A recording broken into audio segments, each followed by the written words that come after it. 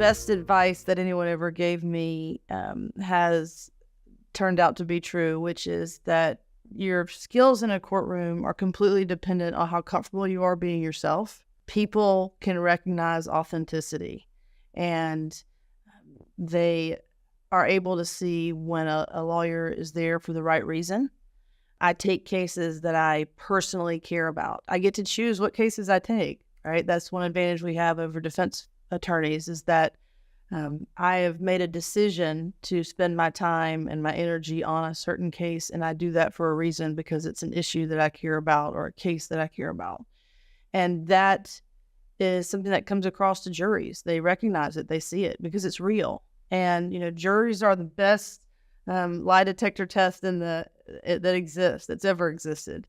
They know when a lawyer cares about the case and when they care about their client and when they care about the issue.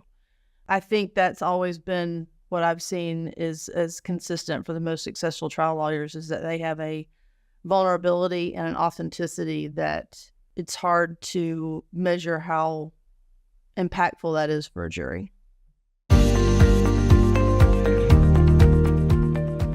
I tried to challenge myself to always be doing things that scare me a little bit.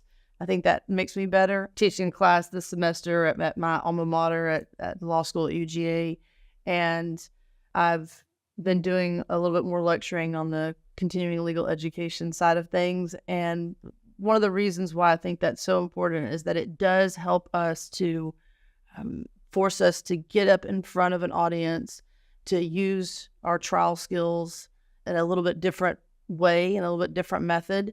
When I talk to lawyers and who sometimes call themselves trial lawyers, and you ask them how many actual jury trials they've actually had, you'd be shocked at how low that number is for a lot of people who call themselves trial attorneys. And so I have made a point in my career to actually try cases in front of a jury and be lead counsel in death cases and catastrophic injury cases.